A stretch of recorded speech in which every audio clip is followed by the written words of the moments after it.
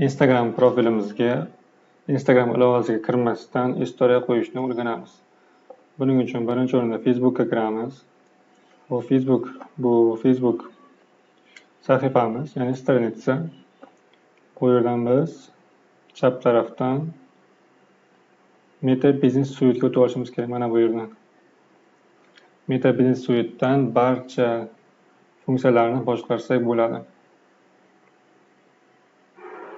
Birinchi o'rinda Facebook'imiz va Instagram'imiz bir-biriga ulangan bo'lishi kerak.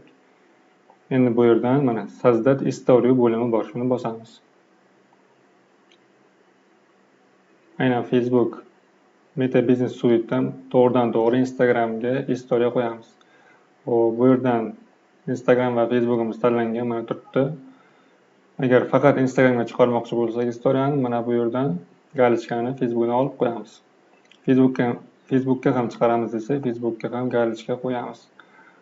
Bu yerdan esa добавить fotoni bosib, rasm qo'shamiz. Misol uchun menda rasm tayyor. Bu rasm tanladim galereyamizdan, ya'ni kompyuterdan.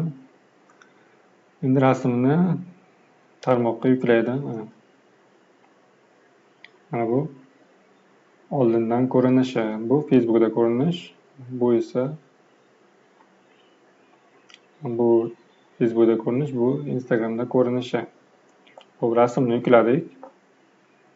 Xo'p, istoriyani biz rejalashtirib qo'ysak ham bo'ladi. Mana bu yerdan zaplanirovать tugmasini bosib, biron soatdan aynan o'sha soatda chiqsin deb soatlarni belgilasak bo'ladi. Mana Facebook'da alohida soat qo'ysa bo'ladi va Instagram'da ham alohida soat qo'ysa bo'ladi. Agar aynan hozir yuklamoqchi bo'lsak, to'g'ridan-to'g'ri поделиться sechasini bosamiz. Endi bizda tayyor rasm bor. Endi поделиться tugmasini bosamiz va istoriyamiz Instagram'da ko'rinadi. Hozirda Instagram'da publikatsiya jarayoni ketmoqda va tayyor mana. Chap tarafda istoriyangiz yuklangan deyapti. Endi Instagram'ga o'tamiz. Mana bu Instagram profilimiz. Profilimizga o'tamiz.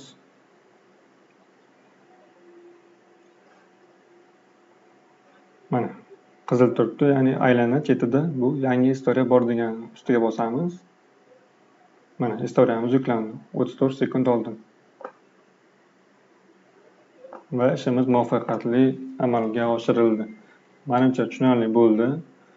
Barcha funksiyalarni aynan Meta Business Suite'dan boshqarsak bo'ladi. Bu eng muhim instrumentimiz. Agar savollaringiz bo'lsa, izohlar bo'limida yozib qoldirishingiz mumkin. Javob berishga harakat qilaman. Videomizga like bosib qo'ying. Kanalimizga esa obuna bo'lib qo'yishni unutmang. Keyingi videolarda ko'rishguncha